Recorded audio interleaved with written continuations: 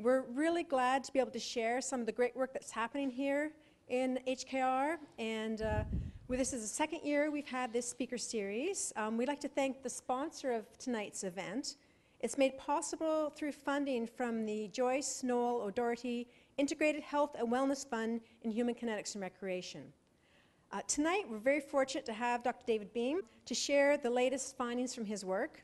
Dr. Behm has over 20 years of research experience in exercise training science, and he's a university research professor, which is a very important role here at Memorial University, with approximately 200 publications. He's received career awards from the Canadian Society for Exercise Physiology, the National Strength and Conditioning Association, and Memorial University. And tonight, through sharing the findings of his work, he will help address many of the questions you may have related to resistance training and stretching. So please join me in welcoming Dr. David Behm. Thank you. All right, well, I really appreciate your presence here tonight. I wasn't sure whether it was going to be a private tutorial or whether we'd actually get some people showing up.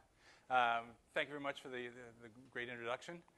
One thing about long introductions, or semi-long introductions, is that you know that the person has to be here for quite a long time to do some of this stuff. So my title says 50 years of exercise training science. I haven't actually done 50 years of exercise training science. I'm just looking back through my kind of life expectancy, I suppose, and back to when I was a kid. So we're going to look at a number of different training routines, programs, ideas that have originated from the 1960s and up and are still prevalent today, and some of the research that's been done on that to show whether they're faulty or optimal or whether they're good for one population or another population. So we'll jump right into it. There's been a lot of fads over the years, all right? So you might remember, well, you wouldn't remember this, most of you anyways, this is from the 1950s.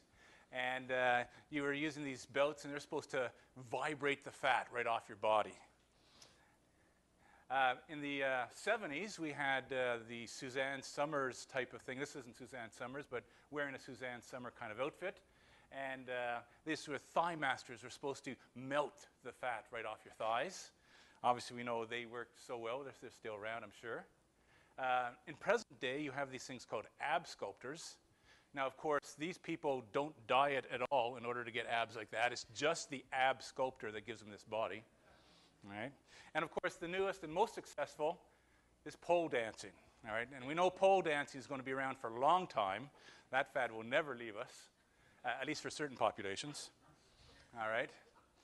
Now, there was the first study that ever published from Memorial University was this study here on nasal dilator strips. They were quite popular starting in the 90s, and you'll still find a number of athletes that still use them. If you watch NFL football and other sports, you'll still see a lot of people using dilator strips. Now, in this study that we did here, we looked at the dilator strips and their effect on performance and recovery. And what did we find? Nothing. Absolutely nothing. Nasodilator strips didn't work at all. Most studies have shown that they don't work. There's one study I found of all the studies, and it was done on this study group was Asians. And it was only on a group of Asians that they ever found that it ever worked for something. All right? So nasodilator strips, again, if you're paid enough money to advertise them, somebody will wear them, and then somebody will follow you. So you'll see a lot of NFL people wearing nasodilator strips. I think that, and in fact, what I'm doing tonight, I want some audience participation. So I'm going to ask questions, and if you answer the questions, I'm going to give you a gift. So can you tell me why nasodilator strips wouldn't work when you exercise? Any ideas why they wouldn't work? Doesn't increase the size of the intake volume. It does, actually. It decreases the resistance to airflow by 30%. So they are actually effective for snoring, but they are not effective for exercise. You're breathing through your mouth. All right, you get an exercise band. All right? So when you exercise, you do what's called oral nasal breathing. So you breathe through your mouth and your nose, but mostly through your mouth. So what the hell is a Band-Aid on your nose going to do for you if you're breathing through your nose, or breathing through your mouth? All right? Maybe the only time it might actually work is if you had one big enough to cover your mouth as well. All right? That's about the only one that would actually work. All right. The great thing about my job is I've been able to combine my personal interests with my scientific interests. Now, as a kid, I was a baseball player, a hockey player, and a football player. And some people have suggested that with my less than stellar looks, that maybe back in the 1970s I didn't wear a face mask. But you can actually see here, I don't have it, this is me in high school, and I'm actually wearing a face mask, all right? And this is me in university, still got a face mask. So my lack of good looks is genetic, not because of being smashed in the mouth too often. But you'll notice one thing that's common between these two pictures. Can you tell me what you notice is common? I'm the running back. That's one common thing. What's common about those two pictures? What's happening to the running back? He's being tackled, right? Who said he's being hit? All right, toss this to the guy in the back, would you? Right? All right, so I'm being tackled. Now, we all know that, of course, I would have broken those tackles and went for a touchdown. But in reality, my problem was I didn't have breaking speed. I wasn't that burning, speedy, sprinting kind of guy. I'd have to knock somebody down, and I was so slow, they'd probably get up and catch me again. I'd have to knock them down again. So I was always interested in performance enhancement. And because I couldn't make it as a professional football player or a professional hockey player, I was interested in how can we improve other people so that they can become better athletes. And maybe if I had started early enough, maybe I could have become a better athlete. So the first thing I was interested in was speed, because I didn't have it. So here is my first ever piece of research. Back in 1979, I was in 4th year undergrad, and we had our undergraduate senior research paper. And you can see I got a B+, one of my higher marks at the time. So I was looking at what we said, there's Supra Maximal Treadmill training. The term for it now is overspeed training. And what overspeed training is, you have to put a stress on the body for the body to adapt. So we all know if we want to get stronger, we're going to go into the weight room and we're going to lift weights. We're going to put a stress on the muscle, and the muscles are going to adapt by getting stronger and bigger. So how do you get faster? Well, you don't get faster by running long distance because that's slow. You've got to put speed on the body to make it adapt to become faster. So with overspeed training, there's a number of different techniques you can use. We used a high-speed treadmill back in 1979. It could go back in that days it was miles per hour, not kilometers per hour. So it could go up to 25 miles an hour, which I guess is about 40 kilometers an hour. Most people can't run 25 miles an hour or 40 kilometers an hour. So what we would do is we had a training program, and we'd have the athletes run at about 10% faster than they could normally run on the ground. So the treadmill's doing some of the work for you, so that's why you can run 10% faster.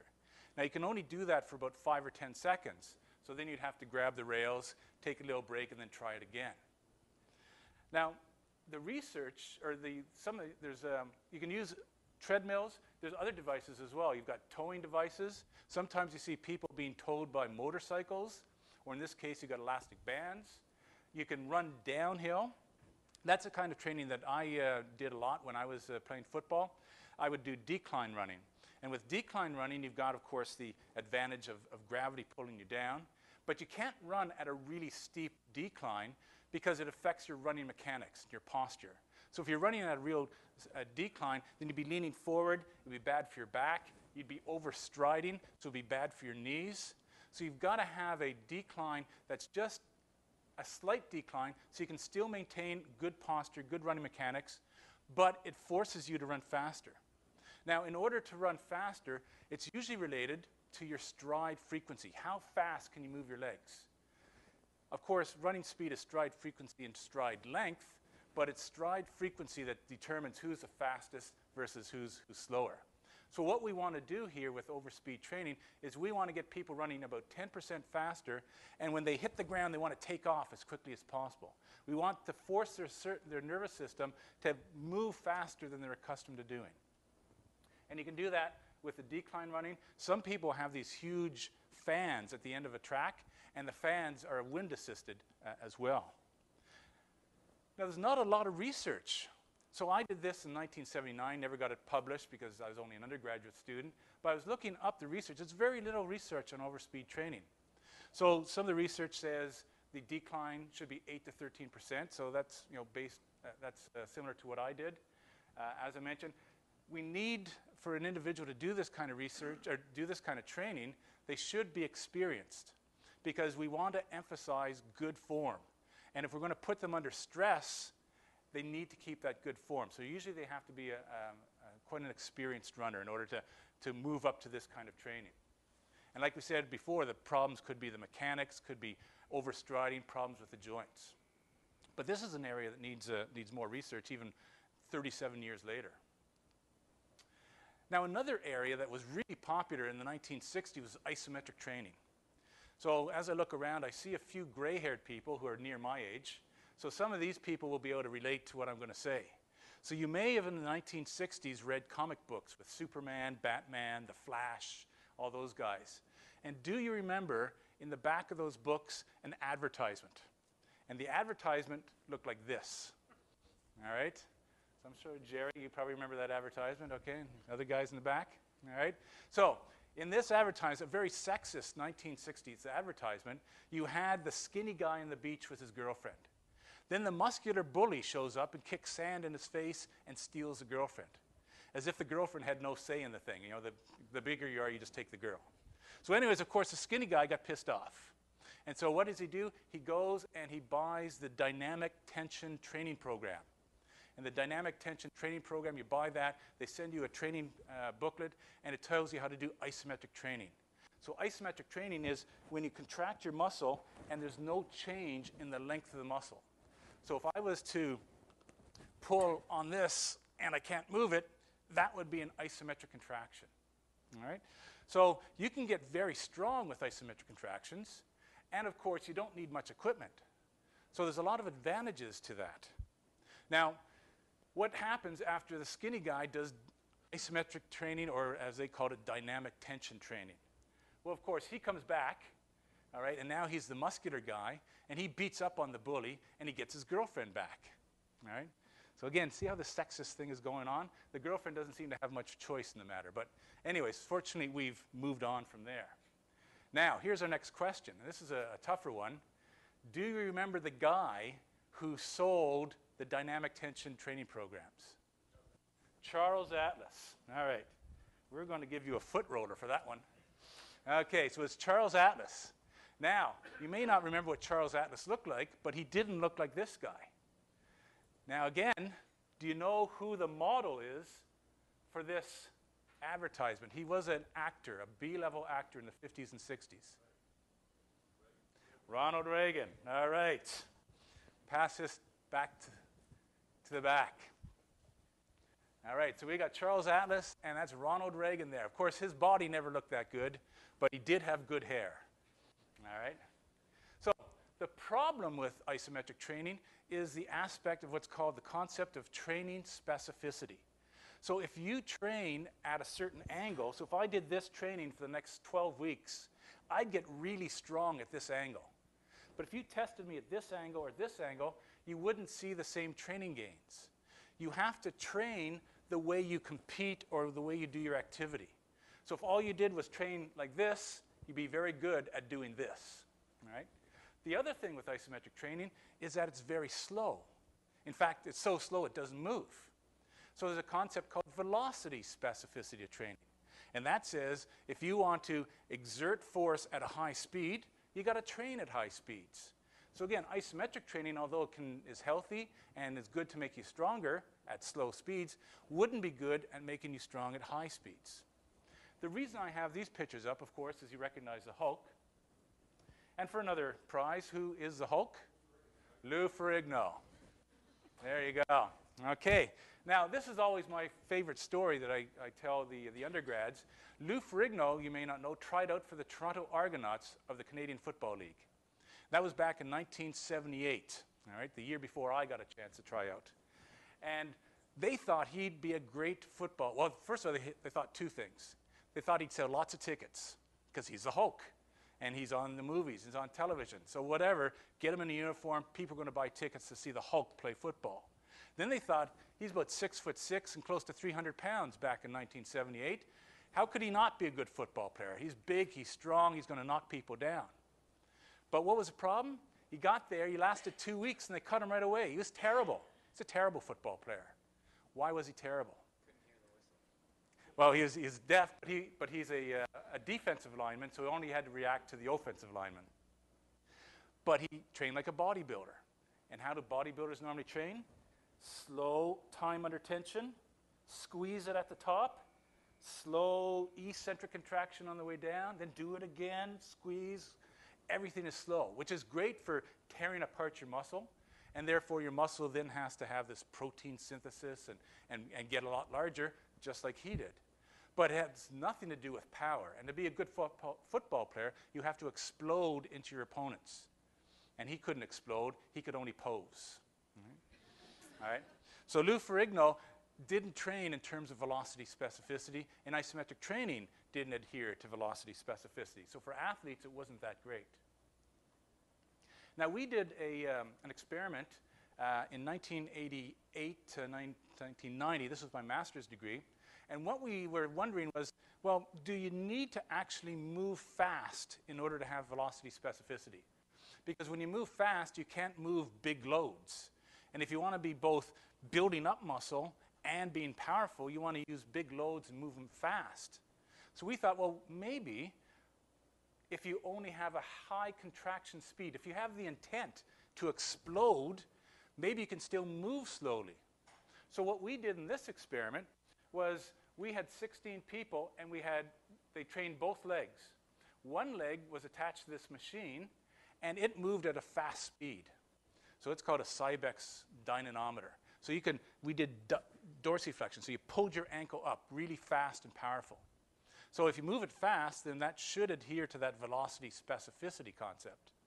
The other leg, though, we strapped it down, and it couldn't move. So it had to do isometric contractions. So it didn't move, no velocity. It shouldn't gain strength at high speeds. But the command that we gave to the subjects was, with both legs, we want you to explode into it. We want to contract as hard and as fast as you can. So the command was the intent to explode, but the action was either fast or slow. So what happened? After 16 weeks, the biggest gains were at the fastest speeds. And it didn't matter which leg. Both legs had the fastest and highest gains, the highest gains at the fast speeds. So it was the intent. You can explode into the heavy weight, and even if it moves slow, you still get that velocity specificity. So that's good news, because if you want to do heavy weights, like you want to do squats and deadlifts and Olympic lifts, and I'm doing a heavy deadlift, and I go, ooh, and I explode into it, maybe the weight's still going to move slow, but as long as I explode into it, it's going to teach my central nervous system how to send these high-frequency signals down the muscle so that your system knows how to explode all the time. All right?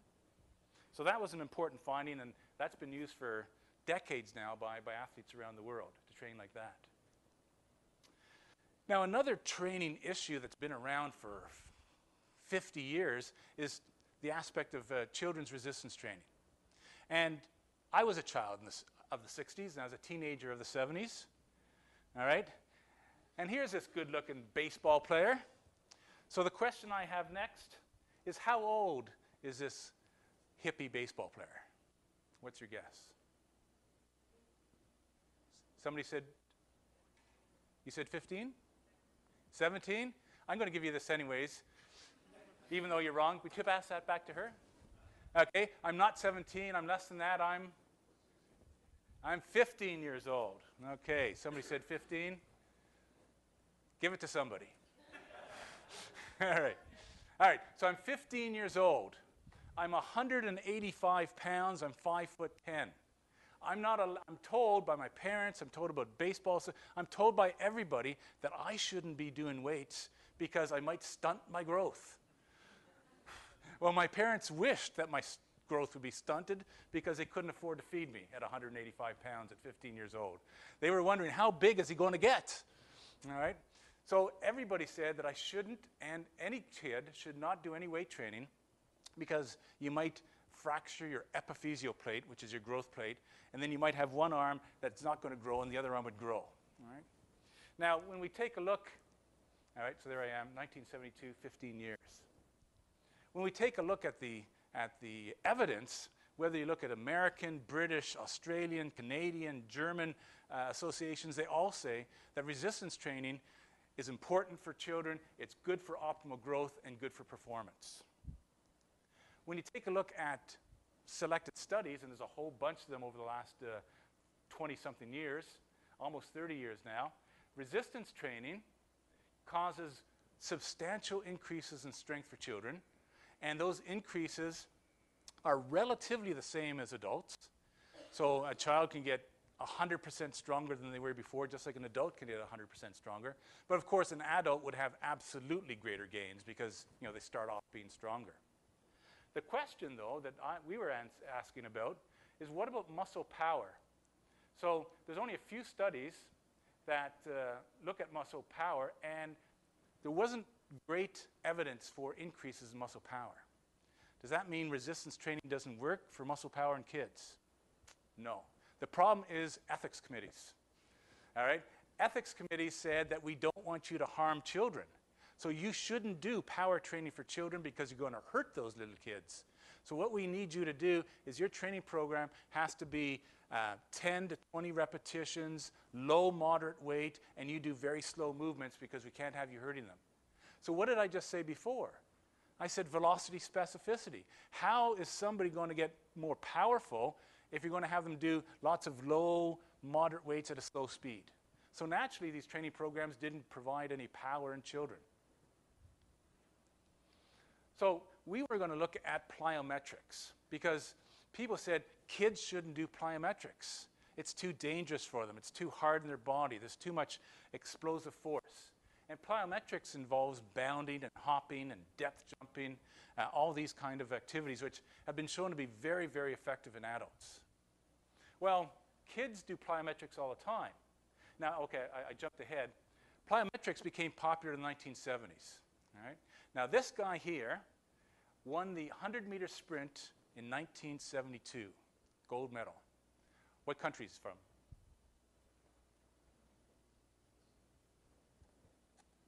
Any guesses? USSR. So you already got one, so give it to your friend beside you. All right? So, so he's Ukrainian from the USSR. Is anybody old enough or historical enough to know his name? Probably not. I'm nerdy enough to know it. Valery Borzov is his name. Okay? He's the last Russian to win a gold medal, or last European. No, I'm sorry. Not the last European, because Christy Linford won it from Britain. But nonetheless, he made plyometrics very, very popular starting in the 1970s. Can kids do plyometrics? Are kids allowed to skip? Skipping is plyometrics. Running is plyometrics. You see kids all the time hopping. Well, they shouldn't hop. That's plyometrics. Right? So obviously, plyometrics is fine for kids as long as it's suitable and relevant and relative to their size and strength. Now, in the 1970s, in Europe, in the Eastern European countries, they would be doing depth jumps like this, where they'd drop down off of the platform and then hit the ground, take off as quickly as possible, and try and jump over these hurdles. The problem with children is that obviously they don't have the same balance and coordination that adults do. And with the acceleration due to gravity, there's going to be a lot of reaction forces here. So they might not have the strength to control their body with these severe types of plyometrics. So they're correct. Intensive, high-amplitude plyometrics isn't suitable for children. But you would think low-amplitude plyometrics would be great for children. So we decided to look at that.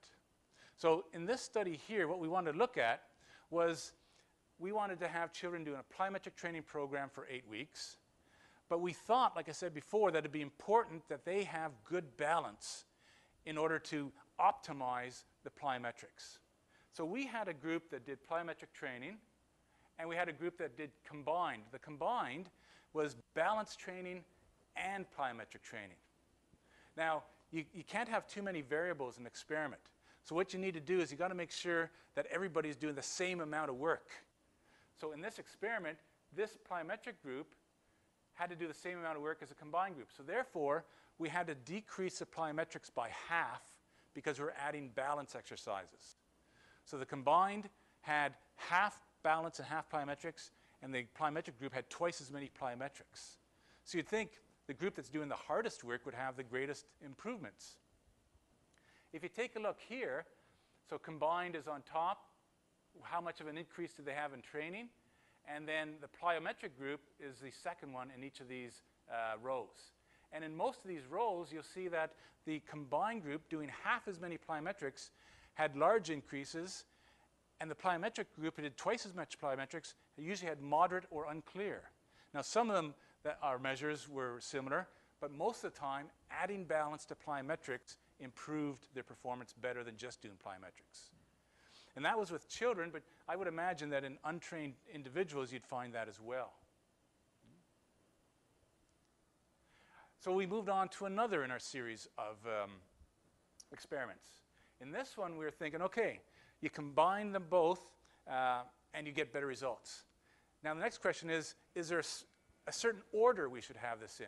Should we do, if we do a 12-week training program, should we have the balance first and then do like 4 weeks of balance training and then do 4 weeks of plyometric training? Or does it matter? Can we stick the plyometric training first and follow it by the balance training? So you'll see here the BPT, okay? This isn't working very well for me. BPT means balance before the plyometric training. And then PBT is plyometric training before the balance training. And when you take a look at these graphs, you'll see that the balance training group, almost everybody improved when they started off with balance training. But in the group that had the plyometric training before the balance, there's almost no change in all these individuals. And that was for the reactive strength. For the power test, this hopping test, same thing. Almost everybody, when they had balance beforehand, improved. If they had balance afterwards, most people didn't have any improvement at all. In fact, some of them, one person actually went down. So it was important to have the balance first in order to improve their balance, so when they landed strong and they landed stable, and then they could take off and have better optimization of that power program. Right? So third in the series of plyometric studies.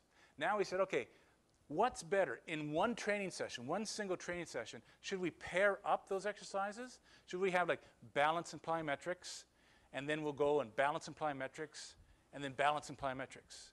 Or should we have them in blocks of training? So we'll have a block of balance, and then we'll follow it up with a block of plyometrics.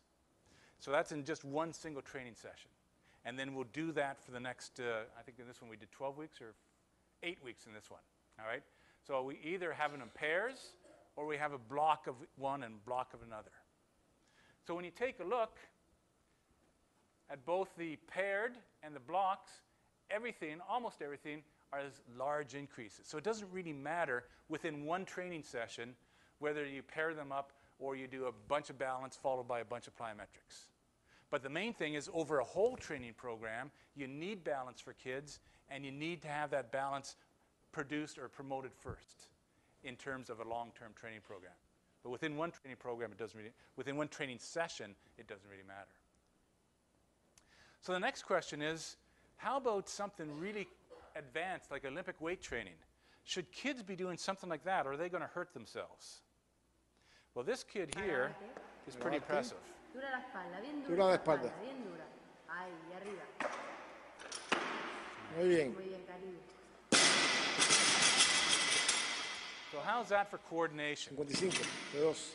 Now, I'm not sure how old that child is, but I'd say he's about 7 years old would be my guess. All right? And the coordination that child has. So again, most of the population would say, well, it's too dangerous for children to do Olympic weightlifting. And you know, that's only one person that we have on, that I have on video. There's other videos of other kids, but still, they could be an outlier. So we decided to look at that question. Should kids do Olympic weightlifting? So what we did is we had children doing a 12-week training program. They'd either do Olympic weightlifting, they would do plyometric training, or they'd do traditional resistance training, okay, with machines and free weights. Now, what we thought might happen is that it's an advanced skill, so it's going to take a while to teach kids how to do Olympic weightlifting properly. And so we thought maybe it's going to take such a long time to teach them that at the end of 12 weeks, because it took so long to teach them, that they won't get all the training benefits. Maybe with a really long training program will work, but 12 weeks, plyometrics, you're just hopping up and down. Free weights, it doesn't take much coordination. Probably the other two might do better, all right? But what happens in 12 weeks? Well, in this graph here, what I want you to concentrate on is the number 0.8. Okay, it seems to work better on this side for some reason. So 0.8 is an effect size. And what it means is that in this statistical analysis, something happened that was really strong, a strong magnitude of change. So when we take a look at what we studied here, or measured here, counter movement jump, the Olympic weightlifting was way past 0.8. So it was a very strong effect on the counter movement jump, and it had a better effect than traditional resistance training or plyometrics. Same thing when it came to the horizontal jump. So the horizontal jump, again, it's way past 0.8, and again, it's better than the rest.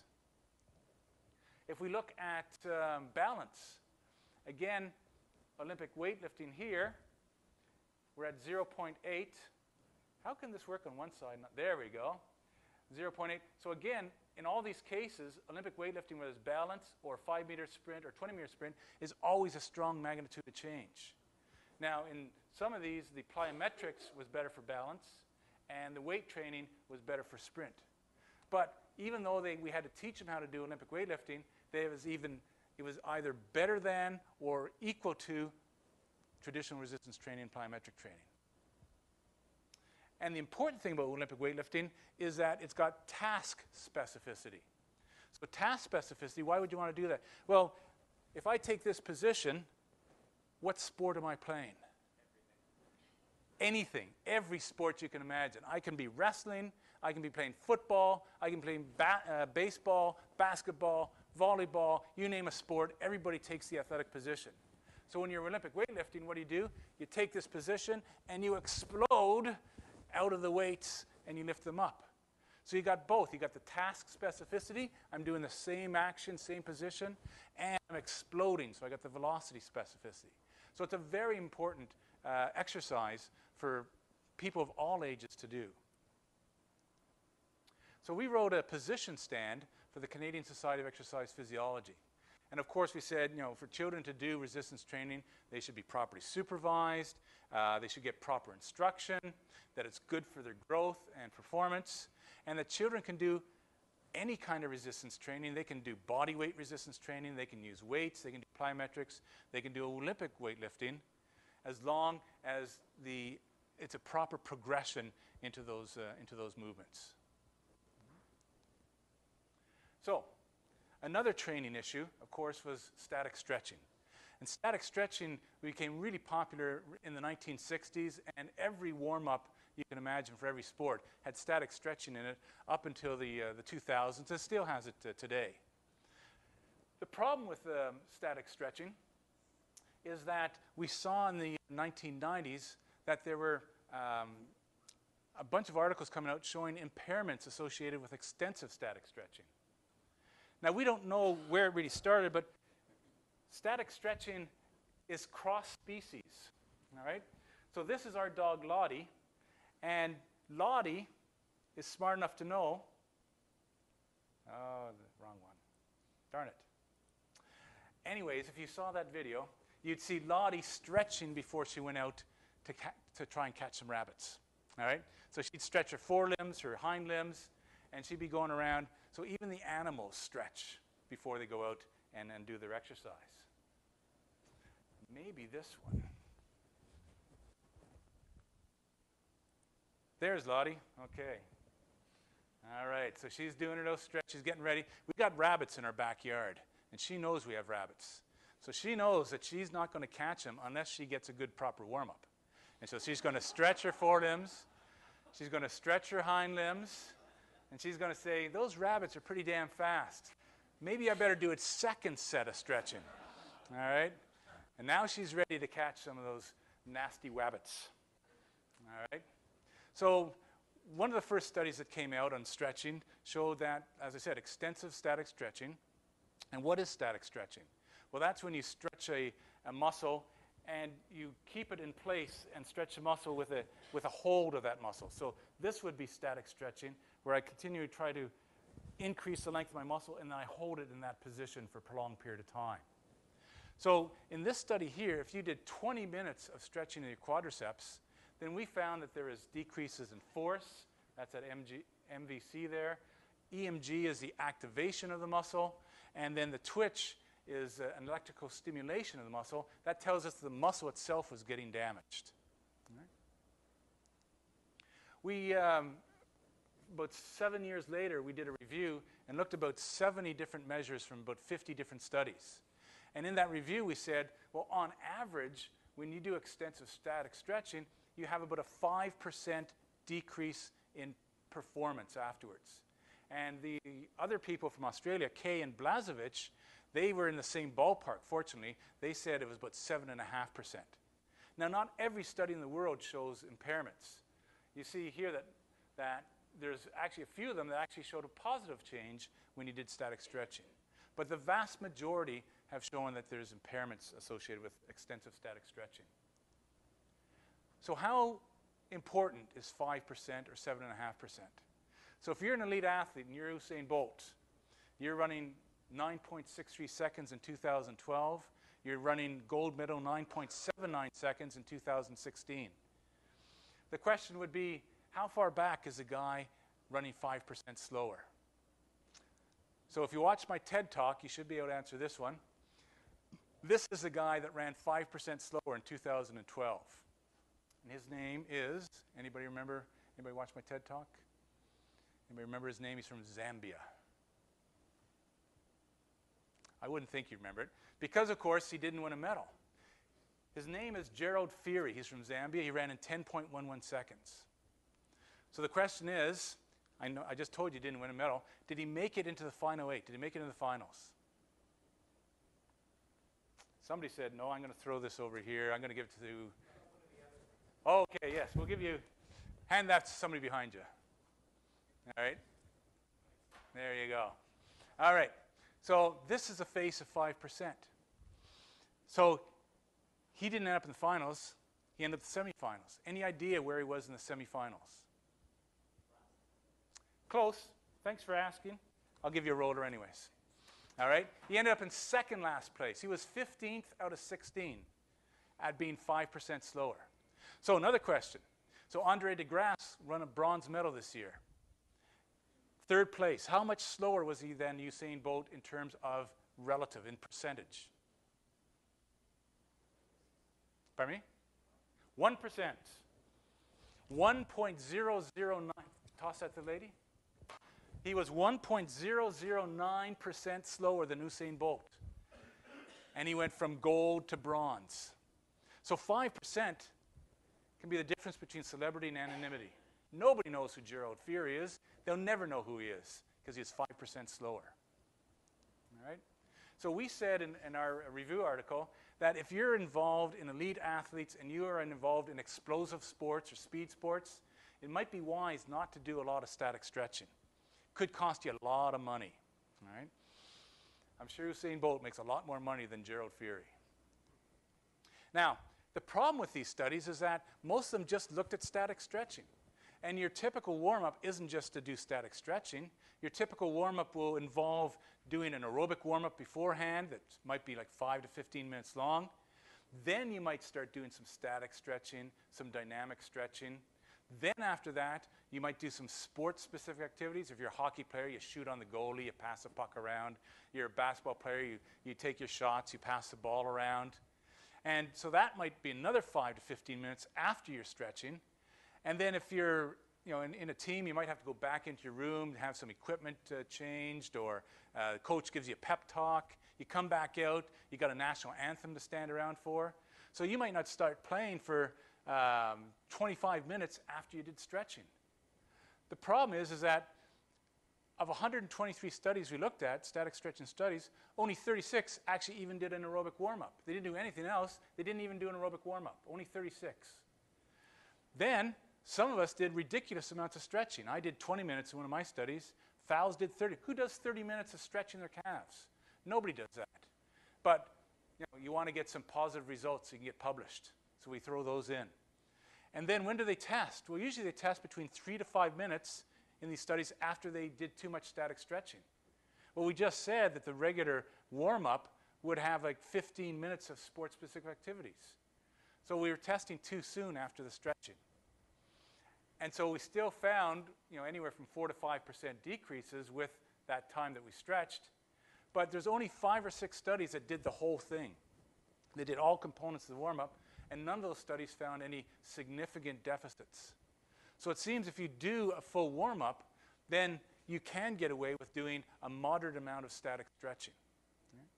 And especially if you're like a hockey goalie, a gymnast, a figure skater, you definitely need an increased range of motion before you get out there. So you would think that you'd want to do some static stretching beforehand. You want to think about the cost-benefit analysis. What I mean by that is you might lose 5% if you do too much stretching. But this guy wants to play golf every day. We know that static stretching decreases the incidence of musculotendinous injuries. So he would rather stretch, you would think, and not get injured, so he can go back out and hit the ball instead of 100 yards, he hits it 95. Who cares about that 5 yards? He'd rather be out there every day hitting that ball 95 yards than hit it 100 yards and then get injured. So for him, the benefit is more important than the cost. And for pretty well everybody in this room, that would probably be the case. All right, I think we got 3 more issues and we'll get through. Elastic band training became really popular in the 80s. Elastic band training, very convenient because you don't have to carry around heavy weights. You can travel and bring your bands with you. You can do task-specific kind of things. You can mimic doing tennis strokes. You can mimic doing punches. So it follows a lot of the rules. The problem with elastic band training is people sometimes don't know how to use it properly. All right? This guy seems to not sure whether it's used for floss or to pick his nose, but we used elastic band training when we worked with Team Gushu, and they won the gold medal back 2008, was it, or 2002, 2006? All right. So we used balance training and elastic band training with Team Gushu, and it seemed to be helpful in their training program.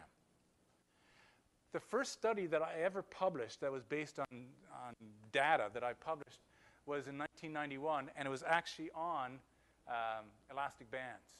And what we looked at was compared elastic bands training to machine training and to what's called a hydrogym. Now, a hydrogym has these little hydraulic pistons and allows you to exert forces through the range of motion. The problem that people had with elastic training is that, of course, when you have it down here, it's more slack than when it gets fully pulled up and it gets tighter and tighter. So people thought, well, elastic band training can't be that good because it's only working like halfway through the range of motion. So everybody thought, well, it's convenient, but it's probably not as good as doing weights or machines. Well, we had people train for 10 weeks, and we had them do all 3 types. And what we found, if you notice up here, is that all 3 types improve strength. We did what's called abduction shoulder. We tested for shoulder abduction, and we tested for shoulder press. And in all cases, they got stronger, whether they did elastic band training, whether they did hydrogym or free weights, or machine weights, I should say. And there's no difference between them. So elastic bands were just as good as doing the machines, just as good as doing the hydrogym. So that's only one study, probably one of the first studies back in 1991. So just this year, we decided to do a big review, look at all the studies that have been done on it. And what this fancy little graph tells us, again, it's these effect size things. If you see a block over here, it means that elastic band training was better than isoinertial. Isoinertial just means free weights and machine weights. All right, so free weights and machine weights is isoinertial. Of course, it was on this side, that means that free weights and machine weights was better than elastic bands. But when you take a look and you got the red diamond here, which is the average of all the studies, it's pretty well sitting at 0. Means that elastic bands are just as good as free weights and machine weights. People have a hard time getting their head around that. It just doesn't seem right. Well, the thing is that free weights work almost like elastic bands. So we just said that with an elastic band, it's going to be more slack at the bottom, and it's going to get tighter as it gets to the top. So you're going to get more tension. Your muscle's going to have to work harder as it moves towards the top. When you're using free weights, you've got torque that's going to be expressed on your muscle. What's torque? Torque is the load. So in this case, we've got 10 kilograms. And it's the distance, the perpendicular distance from the axis of rotation. The axis of rotation, that means your elbow in this case. So if you want to figure out the amount of torque on the bicep, you multiply the load, 10, and you multiply it by 5, and you get 50. Now, I stole this from the internet, and after I stole it, I realized that there's a problem with that equation. Do we have any students here who know what that problem is? What's wrong with the units? And in fact, it says kilograms. So it should be 50 kilogram centimeters, or it could be 0.5 kilogram meters. So that was a tough one. I'm going to give you a roller massager. All right? Okay. So nonetheless, even though the units are wrong, the concept is right. The concept is it's only 50 when it's down here.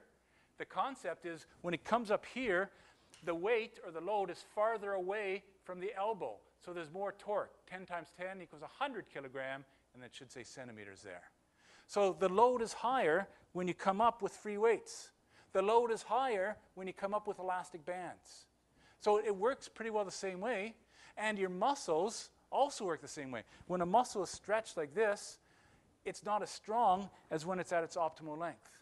So really, free weights and elastic bands work very similar, and that's probably why we don't see much of a difference, or any difference, when you use them. All right, instability resistance training. One person can't answer this. Who is this man? All right. So we got Mike Wall when he was a grad student here. All right. And so he had to show off with his balance. All right. So he's standing on a Swiss ball. Not exactly the best way to train, but it looks good though, doesn't it? All right. So when you go to a club these days, you'll see all sorts of different unstable devices and platforms. You've got Swiss balls, you've got inflated discs, you've got Bosu balls, you've got rocker boards, so all these different devices. You can also have unstable implements. So you can get these, you can get these dumbbells that are full of water, and so they'll move around and slosh around and be unstable. You can use these suspension devices or chains, and they'll be moving in different planes. It makes it harder for you to control yourself. So again, task or training specificity. A lot of the things that we do are under unstable conditions. When we play hockey, you're unstable. You're playing soccer on a muddy field, you're unstable. So according to that concept, if I want to exert force under unstable conditions, I should train under unstable conditions. So we decided to look at that back in the early 2000s. In fact, you don't need a device. You could just stand on one leg, and that's unstable as well. There's a saying that's a very old saying. Everybody should know it. You can't shoot a cannon from a canoe. So what does that mean? Well, if we got a big gun here, and you shot that gun off, okay, here's some voyageurs from the 1600s. What's going to happen to the canoe? Obviously, the canoe is going to tip over. So you can't shoot a big gun from a small canoe that's not stable. All right? What you need to shoot a big gun is you need a big boat. All right? If you've got a big boat, you've got stability, you've got foundation, you can shoot off those big guns. So if we make the analogy to you guys, and you've got big guns, and you want to shoot your guns off, you got to have a stable boat. Okay? You got to have a strong core, you got to have strong legs. If you go to a weight room and you see guys with big biceps and big pecs and they got skinny legs, don't be afraid of those guys. They can't shoot their big guns. They don't have any foundation. They got a little canoe underneath them. They can't shoot. The guys you got to be afraid of are the guys with the big foundations. All right? They have a good foundation to shoot their guns. So, of course, this is the American Navy, and one might say this is the Canadian Navy. So we need some bigger boats to shoot our guns. So what happens when you're unstable? Well, unstable, you can't shoot the guns, so you lose force. We showed in this study here that when you're unstable, the average force decreases by about 60%. All right? We did another study here, and we had them doing squats, either under relatively stable conditions, your regular squat, moderately unstable conditions, or standing on those foam pads, or really unstable conditions, standing on those Bosu balls. And when we measured all our measures, everything went down. Force went down, power went down, the velocity of the movement, they had to move up and down slower. And in fact, they couldn't even go down as far. So the depth was affected as well. They were, had trepidation when they were unstable. But on the other hand, unstable has some advantages. So you get increases in muscle activation. In this study here, again, we had people doing squats either under unstable conditions, relatively stable, moderately unstable, your regular squat, or they did it on the Smith machine, which the bar is attached to poles, so it can't fall down. So what happened? Well, the yellow bars that you see there is the unstable condition. The yellow bars are always bigger. So whether we measured the lower back, the upper back, or the abdominals, the unstable condition always provided you with more activation. So that would be important in terms of ensuring that you've got a stress on the muscle. We did another study looking at calisthenics. So who's this gentleman here? Kevin Power, okay. Here you go. So he was a grad student here, and we had him doing a variety. Of course, we had a bunch of people doing a variety of exercises, both on unstable and stable conditions. And what we found, all these exercises, when you're unstable, had increases in activation of 27 to 54%. So you're much more active in order to stabilize yourself. You can't do as much force, but for the same load, you'd have more muscle activation. So what did we say? We wrote another position stand for the Canadian Society of Exercise Physiology. We said, since you can't move as much force or load, if you're an elite athlete, you want to get big and strong and powerful, you should be doing ground-based free weights. That means you should be doing squats, deadlifts, Olympic lifts, all these heavy weights where you put stress on the muscle. But you don't need to lift heavy weights to be healthy. To be healthy, you just have to put some stress on the muscle. So if you're not interested in being a big football player, hockey player, or whatever, you just want to be healthy and live a long life, then you don't need to lift heavy weights. You can go to unstable conditions. You lift lower weights, which may end up not causing as much problems with your joints, and yet have higher activation. And you'll be just as healthy, or probably healthier, than the people lifting big weights. Children and elderly should be doing it as well, because they have balance problems. So if we give them moderate instability, it should improve their strength and their balance. So one might say balance is the key to life. All right, last one. I'm sure you're waiting to get out there. There's some food out there, so we're all waiting. So lately we've been looking at roller massagers and foam rollers. Very popular in the last 10 years. And what are they supposed to do? Well, when you take a foam roller, which you would roll on with your body, or a roller massager, you use your legs. This machine here we use in our lab so that we can add weights on here, so we always have a consistent resistance. That's important for science, but normally people would just use their arms to roll their legs or other parts of their body. But it's going to cause friction. It's going to heat up the muscle. It's going to cause what's called thixotropic. It just means that the tissues are going to become more fluid-like and become more compliant and less stiff. Yes?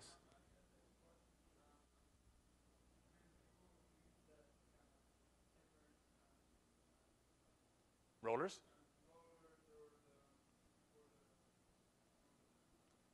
Mm-hmm.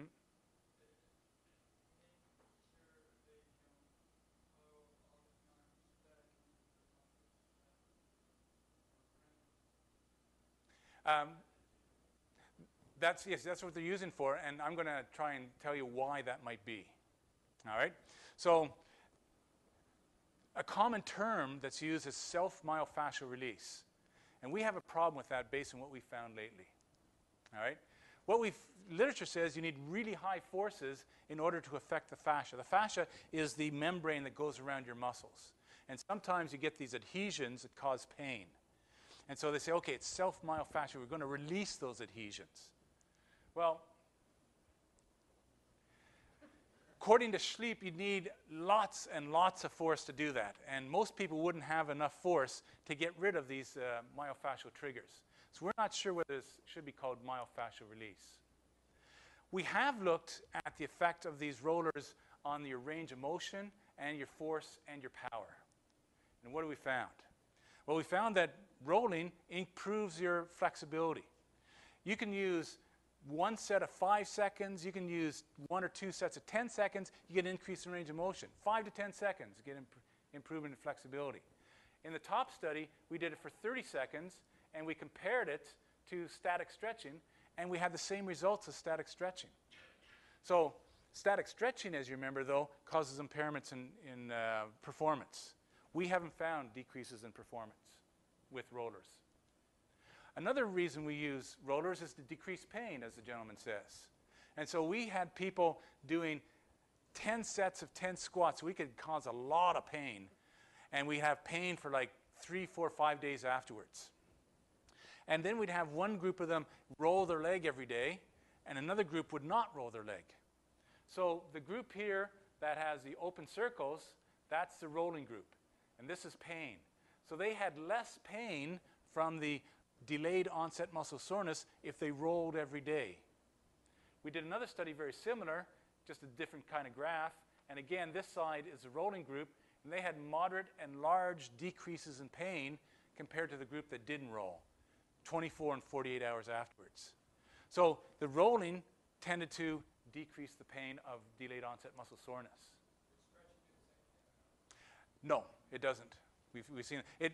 Stretching will decrease the pain while you stretch, but as soon as you stop stretching, it doesn't do anything. Whereas the rolling was, had a longer lasting effect. Now in this study, what we did was we had a massage therapist identify tender spots in the calf. And then what we do is we would try and put a machine on it to get pain, and we'd measure when that pain started. Then what we'd do is try to alleviate that pain. So we would either take a roller, IPCR, and roll that leg. Or we'd have the massage therapist massage that leg.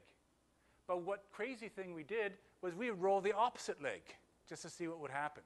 And then, of course, we had a control group and a sham group where they just barely touched it. So, of course, you can see if we roll the leg, there is an increase in the pain pressure threshold. That means we can push the leg harder before they yell, ouch. That means there's less pain. All right? And then if you massaged it, you got less pain. But in fact, you don't even have to touch the leg.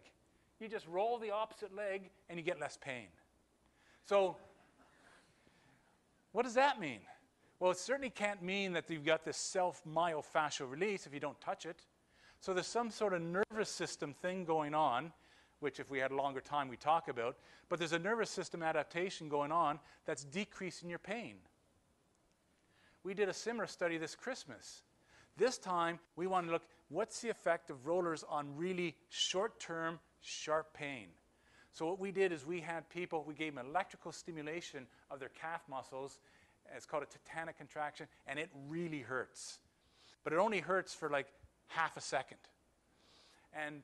But what we did is we would test them, of course, beforehand, and then we would either roll them, we'd roll that leg. Again, we'd roll the opposite leg, or then we'd do a sham where we just take the roller and really just barely touch it, or we'd do nothing. And then we test them afterwards and 5 minutes afterwards. If you notice the control group right here, the testing itself made them more sensitive to the testing. So they got more pain immediately after they got that tetanic contraction, and they kind of plateaued off. The sham group, where we did just the light little strokes, they also, this one here, got more sensitive to pain because of that testing, and then they plateaued off. But if we rolled the same leg, okay, which is this guy here, there's no increase in pain. So it inhibited that increase in pain. But again, the crazy thing, contralateral, again, it inhibited the pain, and then there's less pain. So again, go for the other leg. Don't even touch that leg that hurts. Go for the other leg, and you get less pain. So again, there's a central nervous system adaptation going on that decreases the pain. It's got nothing to do with this myofascial release stuff that people are talking about, all right, at least in our studies. So that's the studies that we've looked at over the past, I've been here 21 years. I showed you some stuff we did from my master's degree and from my undergrad degree. But I really appreciate you being here tonight, and I hope it's giving you some information and some insights. And I'd just like to thank everybody that's helped me over my career and supported my family as well. And if you have any questions, I'm open to answering. Thank you very much.